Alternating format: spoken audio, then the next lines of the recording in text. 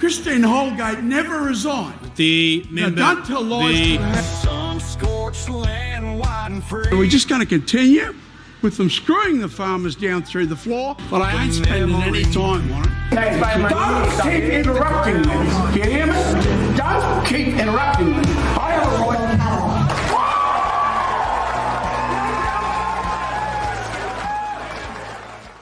All right, welcome back to another episode of Wisdom Mongrel Patriot. We're actually recording in the belly of the beast this time. We're inside Parliament House, and instead of being off-site, which changes things a little bit, I reckon. Makes us all feel a little bit more serious, I suppose. I'm not carrying explosives. Well, Bob, interestingly, it keeps coming up. They keep bringing up this archived footage about you walking in with a shovel. You've walked in with a knife and then you brandished it like live on Sky News. And then I think it was Samantha Maiden goes, Bob, how did you get that into the house? And you're like, oh, I have influence. and then you're like, this is not my knife. This is my letter opener. So It was, actually. Yeah, so it's good to be back. One of my staff has removed it. Well, It yeah. just vanished. Well, I think there was other reasons which we won't go into about that. But anyway, so in Canberra, we're down here in Parliament House, and it seems to be that the same issues keep arising down here, and immigration, housing, and student visas seem to be ramping up down here now. We need to discuss those. So, Elise, tell us what we've heard today. Look, I think we're still reeling from the effects of the budget. Now, the budget looked at $2 million for infrastructure for housing, but the real clincher is that 1.5 billion, or 3/4 of that funding, is going into our already overcrowded, our already infrastructure-rich cities. So only 500 million is going to our regions, where 99% of the land is, where the great Australian dream is still achievable. You can have a house, you can have a white picket fence, you can play cricket out in the backyard under a gum tree. And instead of giving that to future Australians, they're shoving them in to overcrowded cities. That's where the funds are going. If you build Hell's Gate Dam, and if you open up mining on the Galilee Basin coalfields, you'll create 100,000 jobs. Mackay, Cairns, Townsville will go, each of them, to a million, almost a million people, or over a million people. Now, you move away from where the average is 40 minutes to get to work in Australia. You'll move to an average of 20 minutes to get to work. In fact, I would argue, if we do some serious divided highways, high speed, 124 kilometres an hour, high speed highways, most people will be under 20 minutes to get to work. So, do you want to burn up 2 hours of your day getting to and from work? Or do you want to burn up 30 minutes getting to and from work? So you're talking about developing places like Charters Towers? No, I'm talking about Townsville, Cairns,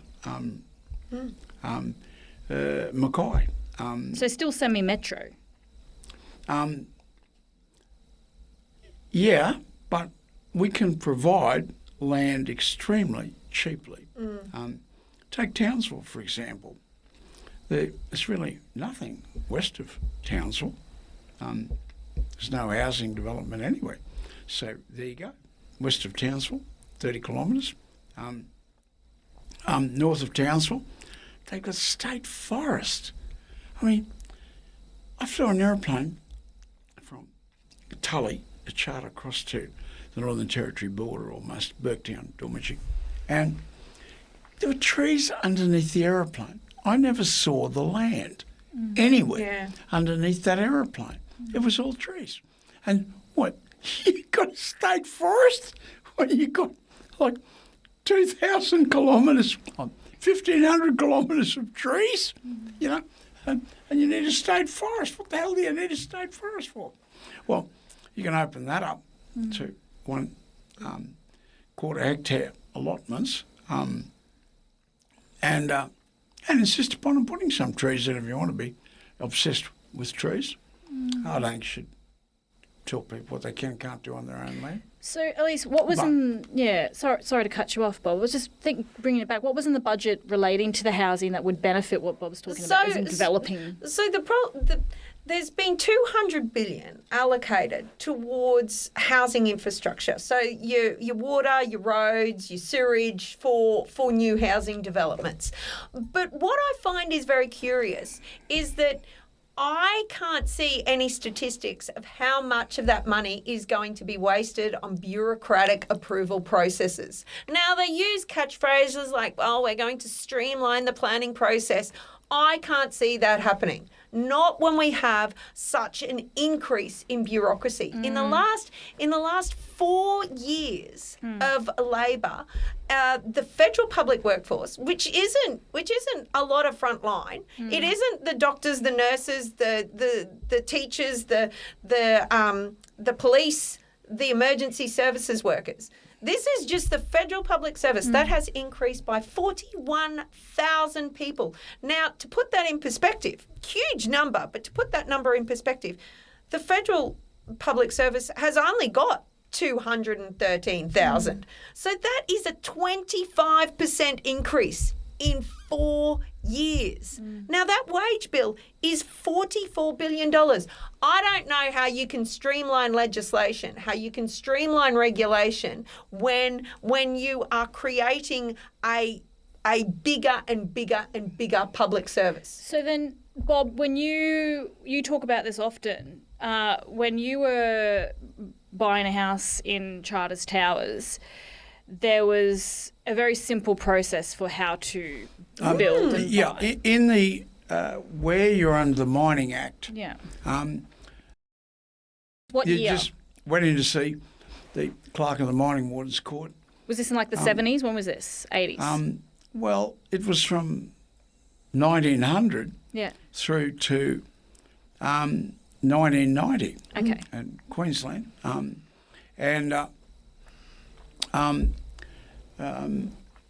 You know, the great Labor governments don't think ALP. Not today's Labor. But the great Labor governments of that half century, they had me just. I'll use the case of my own wife. We couldn't afford to complete the house. It was just a little modular Logan unit, but we didn't have much money. So we had to subdivide our 20 acres, subdivide off 10 acres. She went in to see Michael Power, very good person. He was clerk of the court, local bloke, and she said, Michael, I've got the survey plan here. We need to break off 10 acres from our 20 acres and sell it. And he said, oh, fill out that form, says. And he handed the form, fill it, and give me $25. So she filled out the form, took her about 10 minutes to fill out the form. He countersigned the form and stamped it. And she said, and she'd written out a cheque for $25. She said, when can I sell it, Michael? She said, you can sell it now, says. Go down and see Gainey's now. The real estate. So we sold it. I think she sold it 2 days later. Now that process now will take you over 2 years and cost $147,000. Why? I mean, anything. Yeah. You know, they said, oh, do you want it like the restoration that they force you to do in mining? They said, oh, how do you think the place is going to end up if there's no restoration? I said, like Charters Towers. It's built on actually cyanide heaps. Cyanide's deadly poison, but it only has a half-life of about 20 seconds.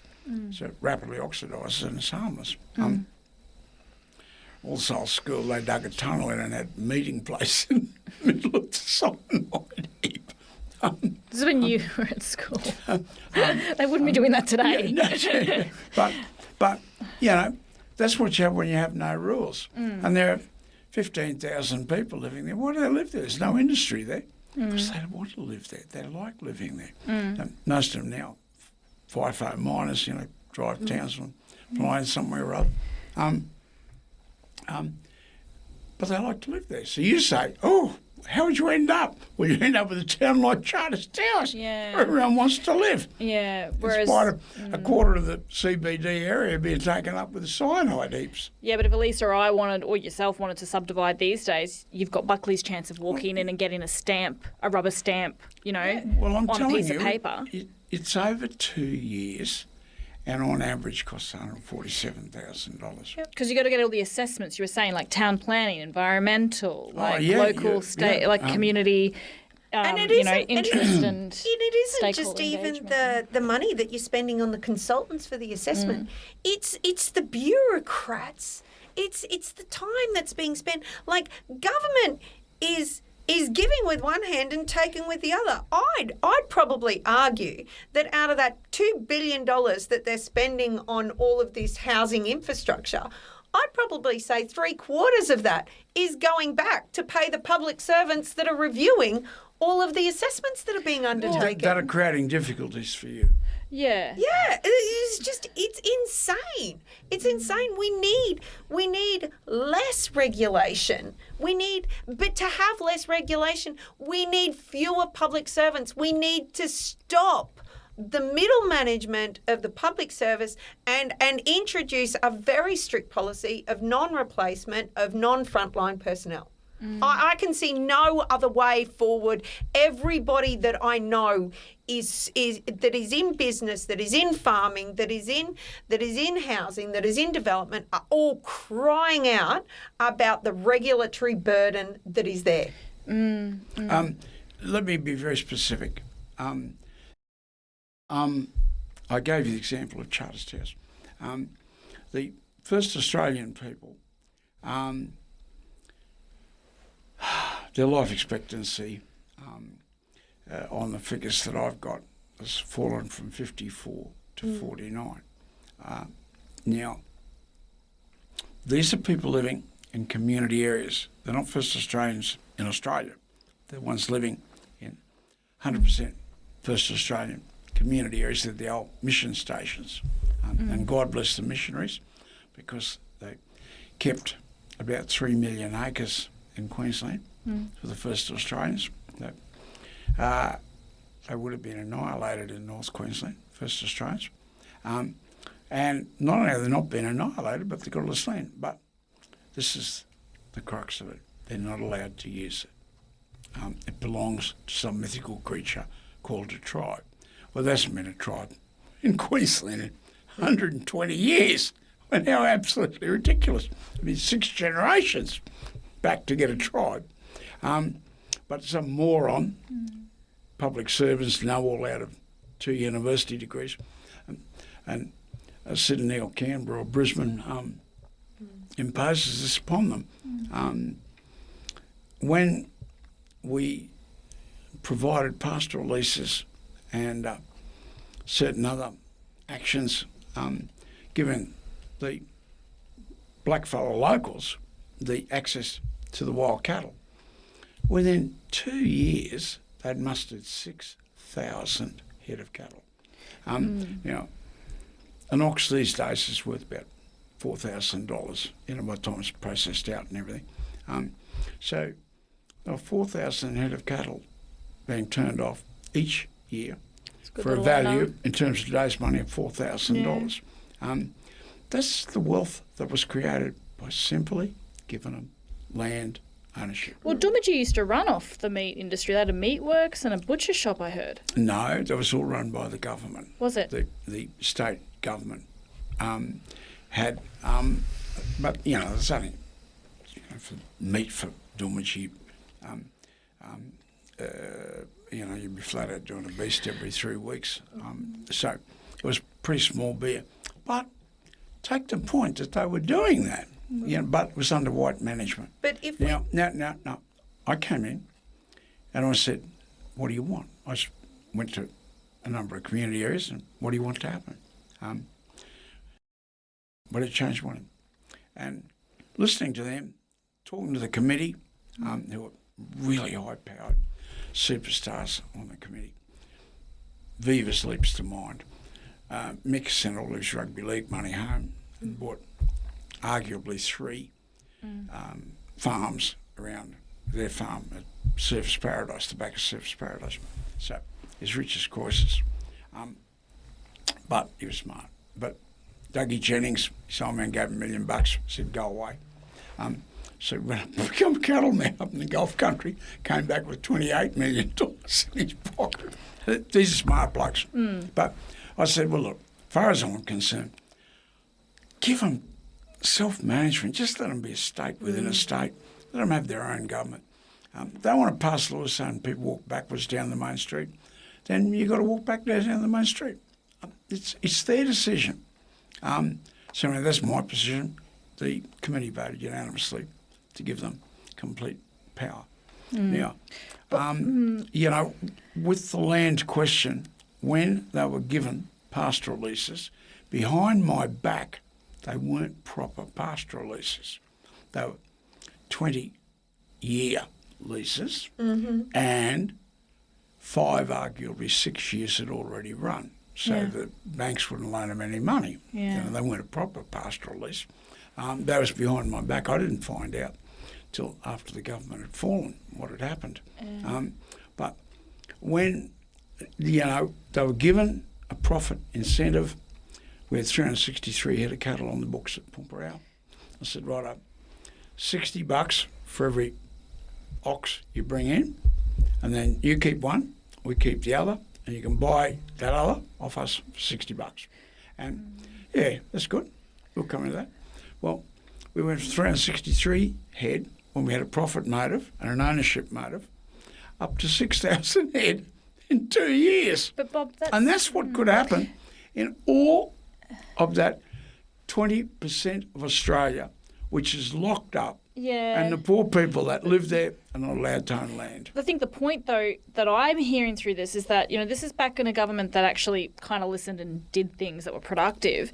This getting back to the housing issue that we have in Australia right now and the land we weren't usage running issue. on any ideology agenda. No, we were you weren't. in the world of reality and listening to the people what they wanted. So I saw a statistic today that said 32% of Australians, like the population of Australia, is now foreign born. So 32% of our population. The numbers are huge. I want to talk about migration. We are being drowned So in a flood of migration, mostly of people that have absolutely nothing in common with Australians. The figures that government admits to, and this is just about straightforward migration. We're not including any visas or any backdoor migration system. Is we're looking at 1 million people in the next 4 years, another 1 million people.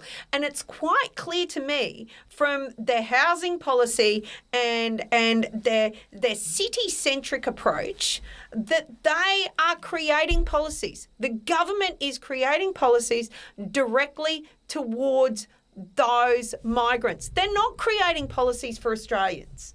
They're not. It is not Australia first. It's not in Australia's interest. 72% of those people come to Australia, and that doesn't include the student figure. 72% are going to They all want to go Sydney to metro areas. and Melbourne. Yep. A little few go to Brisbane, but Sydney and Melbourne. But my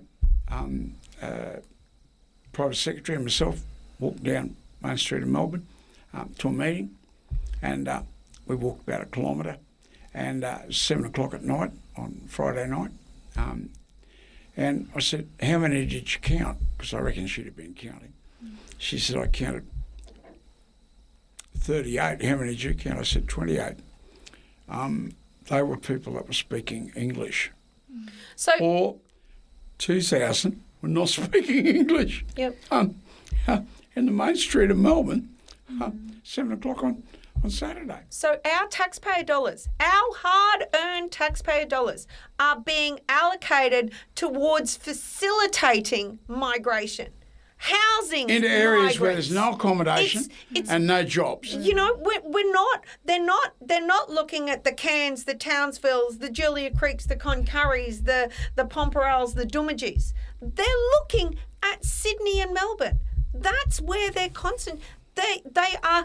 We have got a government that is unapologetically spending money on migrants and taking money away from hard-working Australians, and making it nearly impossible for us. If they've got no jobs, then the money has to be coming off the public purse. Yes. And they've got no jobs. And I think, you've seen it over the last 6 months, this change in, the population of Australia, like, the Australians that love their country, that want to build their country, that want to own their country. There's a shift and people are angry, and they used to be quiet and they're no longer quiet. They're now very angry, and they're turning up to rallies and marches, and they're celebrating Anzac Day louder than they ever did, and they're celebrating Australia Day louder than they ever did. And their anger is rising and rising, and there will be a shakeout shortly. And if you're looking at those One Nation figures, I think we can equal those One Nation figures in Queensland.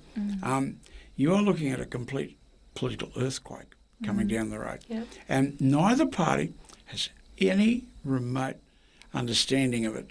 They are more inclined to appease the wokey brigade. We love people from Middle East and North Africa. We're not prejudiced against them. We love them. And to prove they love them, that's what they're doing.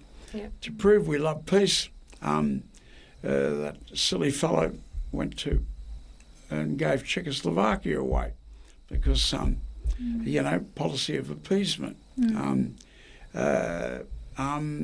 Now, I just hope Australian people wake up in time before they wake up one morning and find out their country's no longer their country. So where should we build houses up north, Bob? We want to get back to this housing. Look, you've got to have jobs for people. So you open up to Galilee, you build Hell's Gates Dam, the start of the Bradfield scheme, if you like. You build the tunnel in Cairns so we can open that giant mineral province and the giant irrigation area. Half of Australia's water runoff is behind that tunnel, but there ain't any tunnel there. Now, this is a great exposition of Australia today. They have got, when they complete this tunnel they're working on now, they'll have 32 kilometres of tunnels in Brisbane. All right? Brisbane's got 1.2 million people. North Queensland's got 1 million people. Well, where's our tunnels?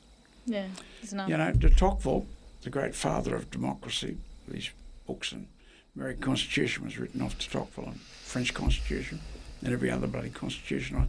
But his last book was The Tyranny of the Majority, and you can see that in Australia, Tyranny of the Majority. Farmers are being murdered throughout Australia. There was a farmer committing suicide every 5 days after the dairy deregulation. So they don't care. And their industries, whether it is the underwear industry in Sydney or whether it's the wool industry in North Queensland's Midwest, they're all vanishing. But I'd just like to caveat and... all the motor vehicle industry is offshore. 62% of the motor vehicles in the 80s were Australian made. 62%. And now there's no motor cars made in Australia. All of our petrol came from our own resources. Now, 2% comes from our own resources. But I'd just like to caveat our comments in relation to migration because I unapologetically do not think that all migrants are created equal.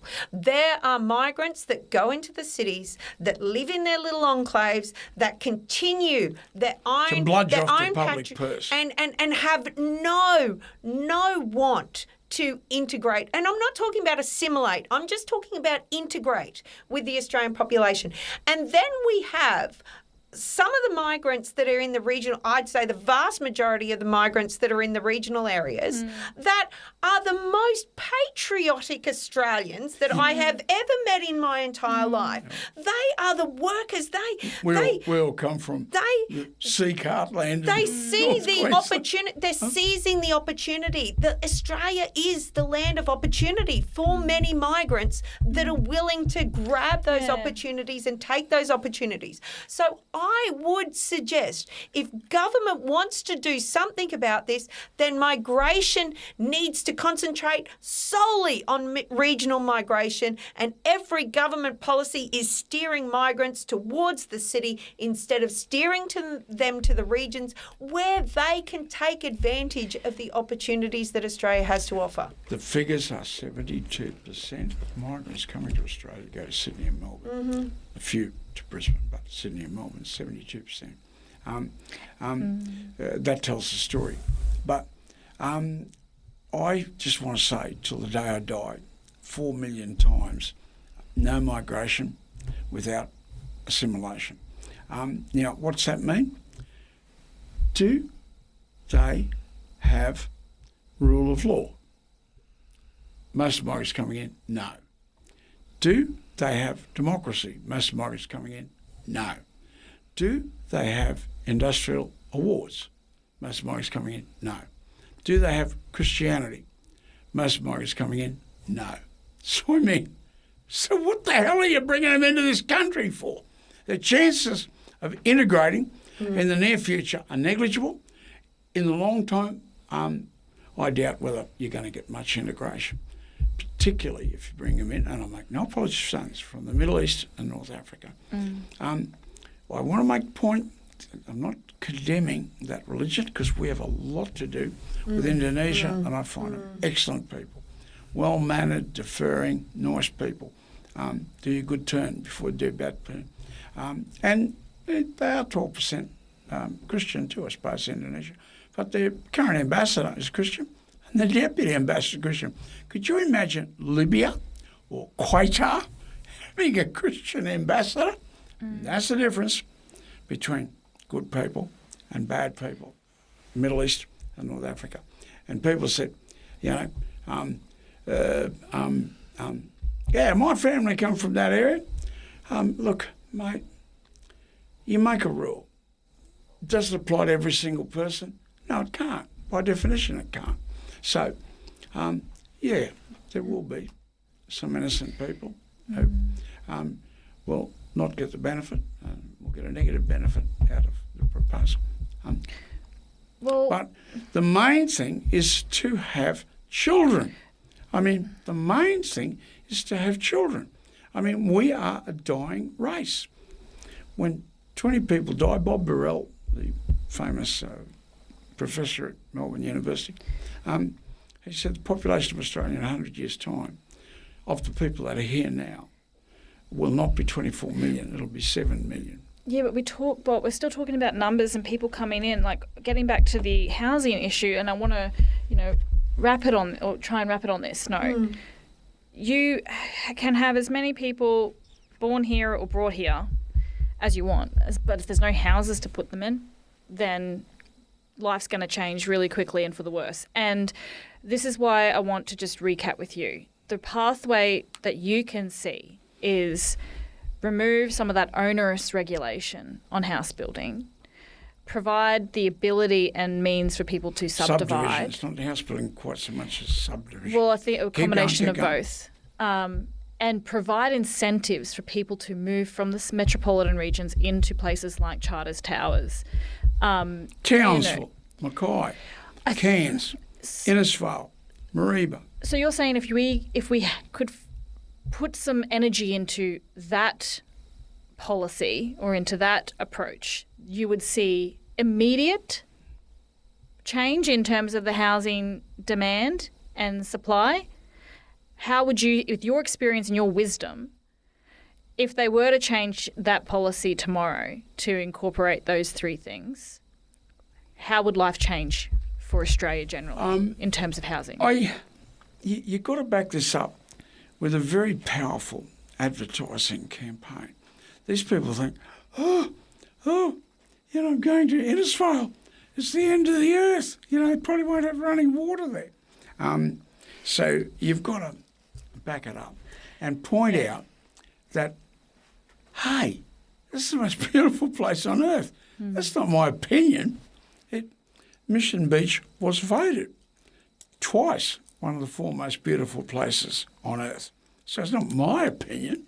Well, we agree. We both live there. Yeah. Well, Absolutely. I refer to the Mission Beach Mafia my life. But where in the world can you have serious, dense jungle down to 100-metre wide white sandy it's beautiful. beach? And coconut trees all the way along. If you're hungry, just pick up a coconut, get one of my knives, stab it, and you got self-feed. Just lie on the ground, all the coconuts. And out there are all the islands. Oh, geez, that's paradise, Well, that's not going to be hard to sell in a powerful advertising campaign, Bob. So let's... Some people live on a lonely island in the middle. All right, we'll wrap, Barley Bob. High. But I mean, it was beautiful. I mean, the movie South Pacific. But they had, the picture of South Pacific Island in the background while she's singing, some people live on a lonely island in the middle of a foggy sea. And some people live in paradise. Like you, P.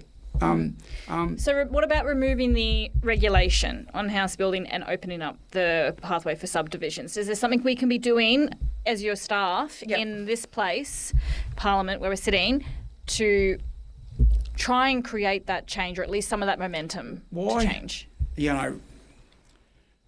I really don't get a lot of opportunities to debate with people. It's because, I've been around for 80 years, so I know a lot of things that other people don't know. But also, I'm a fanatical reader and researcher, and I'm a published historian. Obviously I know a lot of things about a lot of things. But, the ownership of land, that is the difference. And I think one of the most important works, and I'm not Robinson Crusoe in this, was Hernando de Soto's The Making of Capital. Why is Peru, the Philippines and Egypt the 3 poorest countries on earth? Because it will take you 2 years, sorry, is that right? It will take you 4 years to get title deed, and it'll cost you $240,000, which poor people in the Philippines and Egypt don't have. So there's no subdivisions, so there's no property ownership. There's just a few super rich people that own a lot of property, but vast bulk own nothing, no property. Well, you haven't got property, you can't borrow money from the bank. If you can't borrow money from the bank, you can't build a factory. You can't build a cattle station. You can't build a chook farm. You can't build a service station if you haven't got the property right. So none of those things are taking place in Peru. And you can say, well, they may not be the smartest, we Europeans, we Caucasians. Hold on a minute. Peru, the head of the second biggest mining company in the world, is called Hernando de Soto, same name, as the chief economist with the World Bank. It's from Peru. The leading commentator, also called Hernando de Soto, wrote the book Making of Capital, which is a landmark book. It's on every bookshelf in the world. Making of Capital. So Peru has got the biggest bookseller in the world. They're the second biggest mining company in the world. They're the leading economists with the World Bank. So they're smart people. Well, why is it the poorest country? Because you can't own land. And therein lies it up. Now, in Australia, increasingly, it is impossible to own land. The biggest landowner in Australia is an Englishman. There's your neon lights then, the neon flashing lights of Second biggest what's to landowner come. in Australia is a corporation owned by Chinese people. The third biggest corporation, land owner in Australia, is half Chinese, and with its government or Chinese interests, I don't know. So we know who owns the land, and it's not us. So land ownership is for a lot of people their first step into private wealth generation, and yet we've got a government that is hell bent on channeling people into land ownership in the most expensive places in Australia. It seems absolutely ridiculous that they are not encouraging people to own land in the cheapest places to own land. You know, to set them on the path of self-sufficiency and economic generation. All of those aspirational Australians. Can you imagine if by the time you're 35, you own your house outright? Now that 20 years ago, 30 years ago, that wasn't a dream. That was the norm. And now I would argue that most 25-year-olds would be going, there's no way that I'm going to pay off my house by the time I'm 35.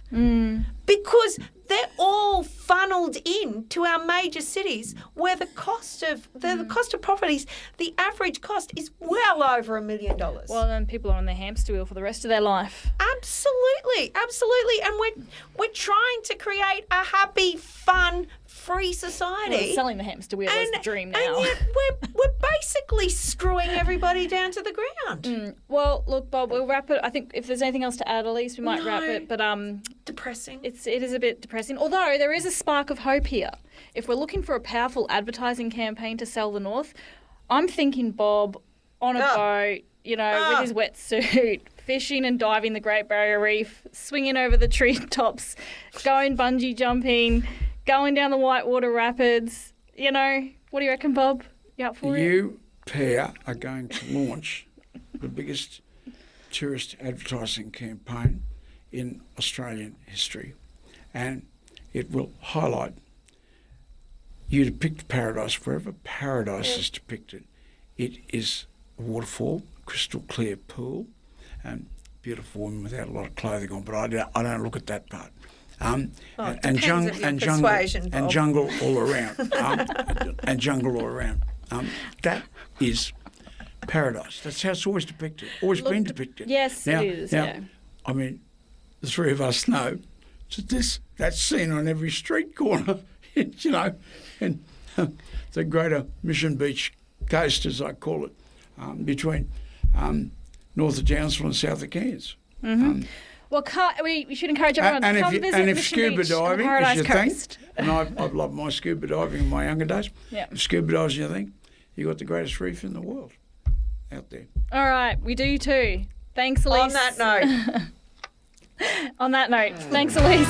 Thanks, Mr. Katter.